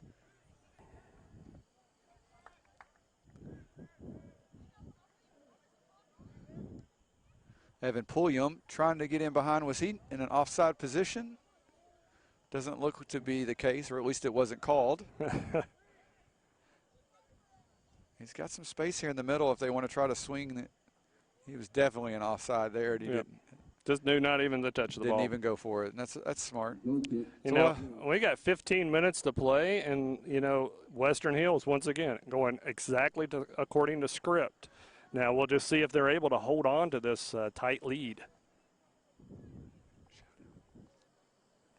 Now, once again, Western Hills on their first night on the turf fields. And, you know, once again, we'll give a shout-out to the Franklin County Public Schools and their Board of Education making the commitment to put turf in just not only the Western Hills field, but as BSN will be at Franklin County's field on Saturday. The commitment to the community to provide the best facilities they can. Yeah, and I just want to shout out, you know, to Chad Mangum, athletic director Don Miller. We appreciate them letting us come here. You know, our heart is really to try to showcase the kids. We're very thankful, you know, for a couple sponsors that kind of help us and folks like you that'll join us. But we're very thankful for the opportunity to be here, and hopefully we're adding some benefit to the schools as well by showcasing their facilities, showcasing their athletic teams, and we're looking forward to kind of highlighting some of their players throughout the year. Well, and you know, in such tough times, it's nice to have rays of sunshine coming through like this. So, you know, the hometown is proud of these fields, and I'm just proud to be able to see play to happen on them. He didn't call that one. It looked like Western Hills might have been a little late, so they dodged a little bullet there. Now, I am a Western Hills alumni, and so I have a lot of fond memories. I played for the late Gary Rue. Great guy. Unbelievable guy. A legend in the soccer community. He was way ahead of his time. Yes. Way ahead of his time. You know, I was, you know, growing up in the early, you know, high school in the early 90s, soccer wasn't a big thing. I was on the first ever JV team. Oh, wow. Coach Steve Fouts another was the good coach. Another good soccer legend. We scored 4 goals the whole year. Won our last game. But those were quality goals, weren't they? Every one of them. I think 2 of them were PKs. So it was, you know, you're not supposed to miss those. There may have been an own goal in there somewhere, I'm sure. But, you know, I have real fond memories. You know, my 8th grade year, Coach Jeff Jagnaw and Gary Rue. Had a quality team here at Western Hills with Jimmy Rue, and they made it to region. And there's another no call in the middle of the field. Yeah, it's getting a little loose here. I think, you know, everybody's feet are a little tight, a little heavy. Nice defending there by the senior Craig Badger. But then when I was in high school, you know, Franklin County had some tremendous teams under Coach Ron Cook. Won a couple regions, I think, or at least won 1 region. And then Western Hills came back under Gary Rue and made it to the semi-sectional and lost to Dunbar, who was the eventual state championship. So for a small town that has 3 high schools, you know, we've had some pretty good teams. Even Frankfort Independent, you know, small school compared to the 2 county schools, you know, had a 20-2 season in 2017. We always say they punch above their weight there at Frankfort. That's the goal. That's the goal. And have some real talented players, too. Like we mentioned Bailey Spade. Devin Craig is at Transylvania. So we've got some college kids to watch from afar, too. You know, and I look back on some of the players we've had in the past, and when you think about these turf fields, would it have changed things? You know, like you had the Wandale Robinsons playing in the swamp of Western Hills prior field to some of the games that he had there that maybe 250 yards wasn't enough for him. He could have, with turf, it may have been more. Who knows? Well, it would be interesting to see the Franklin County team because I know they got a lot of offensive firepower. Fred Ferrier and Nick Broyles, and, you know, I know they've got, you know, solid defense, but they put up a ton of points and a ton of yards last year. And I know that ending left a sour taste in their mouth, so I'm interested to see them come out on Friday night. Anderson County has a new coach, and so there's a lot of unknowns about them. So we're excited about tomorrow night. If you guys are looking for some quality football, join us on the Bluegrass Sports Network. We'll be on. I think game time's around 7:30, so. You know, I keep thinking about some of the people that have passed in recent years that would have loved the BSN network, like, you know, David Wade and some of these people that would be at every sporting event. Just imagine how much they would have loved this, and I'm just excited that we have an opportunity to showcase these athletes and these facilities, and you know, it's just a pride factor for Franklin County at this point to be able to see these teams play on facilities like this. Well, we're just clipped under 10 minutes left remaining in the game. Bardstown still trailing 2-1. Western Hills with goals in the first half from Wade Sutley and Raphael Fricker in the second, lead 2-1. Bardstown actually opened the game in the 19th minute with a goal from Omar Dizdar, but haven't been able to create a ton of chances since. And if you'll notice just the spacing they have on the field, it's just not good at this point. They're really looking at one player to drive them, and it looks like he's running out of gas too.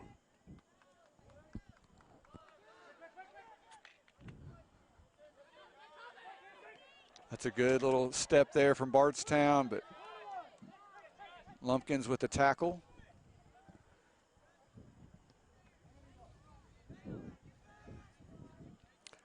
You know, I think we're at that point in the game where I think Bardstown's going to be vulnerable for a counter from Western Hills as they're trying to get more offensive movement. But they've got to try to get numbers up. I mean, losing 3-1 or 2-1 is the same. Yes. You know, on the scoreboard. That's exactly right. So it's you get 0 points. Smith. That's going to go out for a corner. It looks like, nope, it stayed in for the keeper. He couldn't quite get that. He tried to chest it down. Couldn't quite get that ball down in time. It's a good little header here. I think we'll call a foul there, and Western Hills will take their time. Looks like they're going to call that they're on. going the other way. I think he got his hands on him early before the ball reached him, kind of impeded his progress. He's going to look to get in behind. His really nice touch and a that's great a nice tackle. Play. Great tackle. The Bardstown fans are pretty vocal. They thought that was going to be a PK, but I think he got a ton of ball there. And we may be a little jaded. It was a pretty clean play. It was tight, though. Yep. It was definitely tight. You know, now it was a great first touch, and when he went to turn, he kind of stumbled a little bit, and it allowed Logan Maddox time to just stick a foot in there and kind of wrap it around the ball. And you see Dizdar with the yellow card there. That's the frustration that we saw from being thinking he was fouled in the box. So with the yellow card in high school, you have to come out. And with 7:40 left to play, and he's that's walking crucial. off the field in the wrong direction. So they're probably not going to get back in this without his ability. So hopefully he can collect himself, and got 7.5 minutes here to try to squeak something out of this. Josh Lumpkins got a little unlucky there with the touch on the sideline. Lucas Nance taking his space here, looking to connect out there with Smith. That's a great little ball. He's on that right. And it's a goal. Wonderful. And that may be the dagger for Western Hills.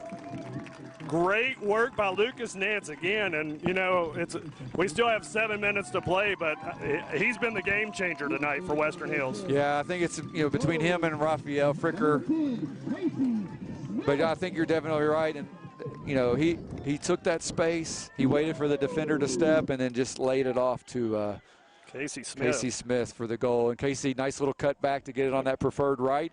And a lot of people go to that far post, but he turned those hips, tucked it in the near post. 3-1 Western Hills, 7 minutes to go. Well, and once Casey made that turn, the keeper was in no man's land. When they're that close, you've got to choose, and he sadly chose wrong for Bardstown. Western Hills 3. It's good to see a senior score on senior night. Absolutely. The Disney story gets better and better, doesn't it? 3 goals, 3 seniors. Actually, I take that back. Sutley's a senior, so yeah, all 3 seniors. 3 unanswered, too. Yeah, and it's one of those things, you'll notice Western Hills has a little more swagger. And oh, yeah, Joey Kurtzinger trying to connect here with Nafor. No, it's weird, you get a goal and the ball starts moving faster.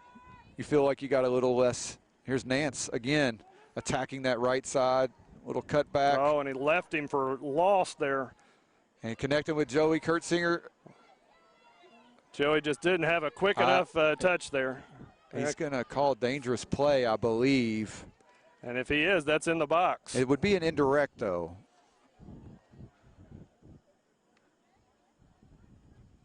Center referee's blown his whistle, so he kind of has to do honor something. it now. Yep.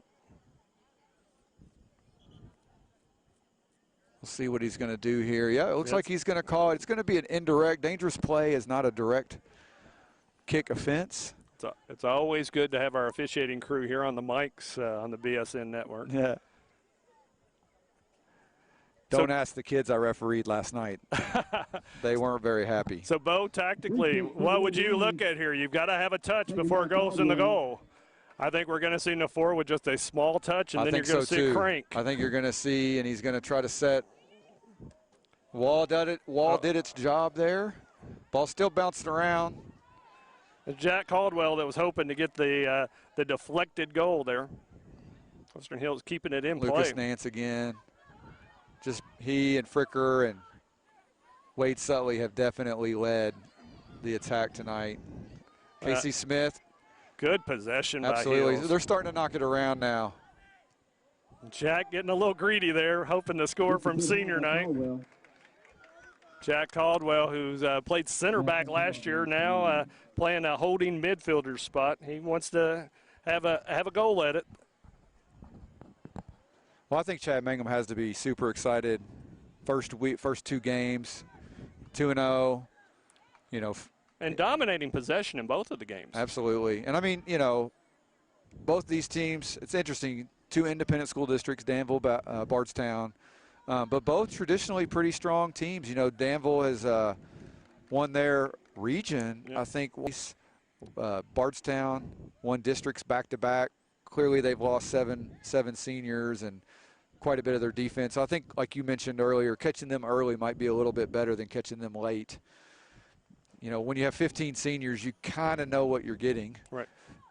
Even though you've got some kids in new positions, and it's a good step by Caleb Stratton there. Caleb Stratton with a nice play there. He's got hair, great hair. Great hair. That's what it takes.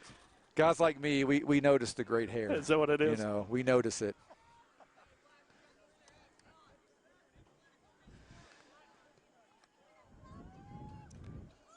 Down to 3.5 minutes left. Western Hills really in the driver's seat. See a little 1-2 action happening there. Yeah, Nafor just probably one more touch than he probably should have taken. And there's going to be a foul. That's a foul, but that just shows you right there the work rate that we've seen in the second half. Yep. You know, it's very easy to be up 3-1 and just let the next defender, but a lot of work back defensively, and that no coach is going to complain about that foul. Well, and I think, you know, the hustle factor of tonight being senior night, first game on the turf, it's one of those things. Western Hills has come ready to play. Wow, that's a good shot. wonderful finish. Is that number, I think that's Alex Dickerson? Dickerson. Right at the top of the 18. And we got 3 minutes here. It's going to make it a little interesting. That was a nice settle. Ball just set up perfectly for him. And that was left-footed, but it was a well-placed finish, too. So it wasn't, you know, wasn't a goalie error. And I've liked Alex Dickerson. Yep. I mean, he's his work rate has been good. He's been under a lot of pressure. Yep. It's been very cool, very cool. You know, it's been difficult for them to combine just because of the fatigue and the lack of numbers, but well-deserved goal from been a bright spot for Bardstown tonight. So I think this will be interesting to see how Western Hills comes back from that because, you know, they were feeling very confident, and then all of a sudden soccer is a strange game. Absolutely, and I'm living proof of that. Last year in districts, my son's team was up the entire game, and 37 seconds left. They gave up a goal to tie, and I would have rather it had been a regular season game, but instead it was a district final, and that's what makes it hurt so bad. That's right. So a lot of things can happen, and you got to play to that last second. We're down to 2.5 minutes left. You can see Bardstown got a little bit of energy off of that.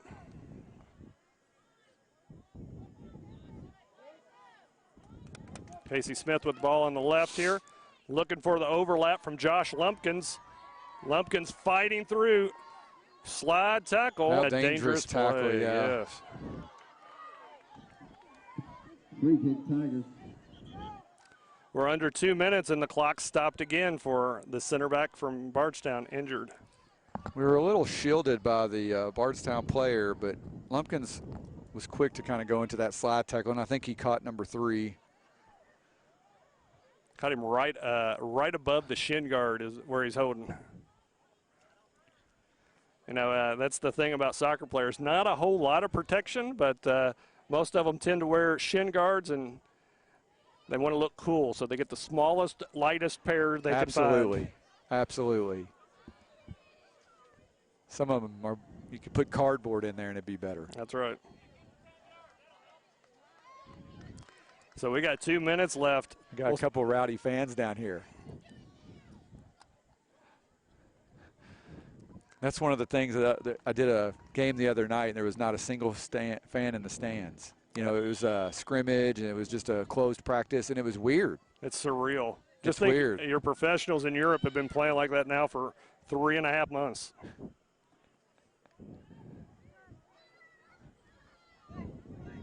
Western Hills going to trying to close this out. Wade Sutley. It's a good ball from plays Sutley. The ball out to the space. Now the professional game, they probably wouldn't cross that. High school kids want to score. You know, you always teach them to go to the flag. Go to the flag at this point, and but when you've got high school age boys, they want to score and drive fast cars for some reason. So they don't always do what they should. Thinking is not always their best trait. Speaking from experience. Yeah, speaking of having a child getting ready to be 16, I can definitely tell you that is an issue. Western Hills, we always joke about this at Georgetown club games. Time management is what we're seeing here. As the balls tend to go farther away, it's later in the game. Throw-ins take forever. How far can I clear the ball? That's right. So we're under a minute now. Nice little touch from Sutley. Can he get around the corner? He can. Can he keep it in? Yes, he can. Speed helps here. He's playing like he's not tired at all. We're down to 45 seconds. Are we going to be able to get one more chance here? Really need that ball going deep. That's a great play by Western Hills. Now we'll see. And Lucas Nance with some experience. Let's see if he just goes down and that's sits. Exactly what he's doing. He's just going to try to win possession. I know Kamisi Campbell from Georgetown Football Club is watching, and he's always coaching on those type of tactics. The club kids, you know, have had that ingrained in their head for many years. Go to that corner flag. 16 seconds. Western Hills is moments away from a 2-0 start after a dismal season last year. So this is a very bright start to 2020.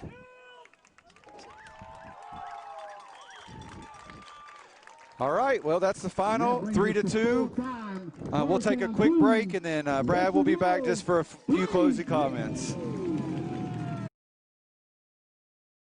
Running a business takes a lot of focus and dedication. Keeping up with the ever-changing tax laws and keeping up with all the numbers behind your business, while necessary, can cause distraction and even a little anxiety. That's where Charles T. Mitchell, certified public accountants, come in. They've been helping local businesses run smoothly since 1964. They've got the experience and quality you deserve, and they'll put your mind at ease. Taxes, accounting, and assurance services for your business. Charles T. Mitchell, CTMCPA.com.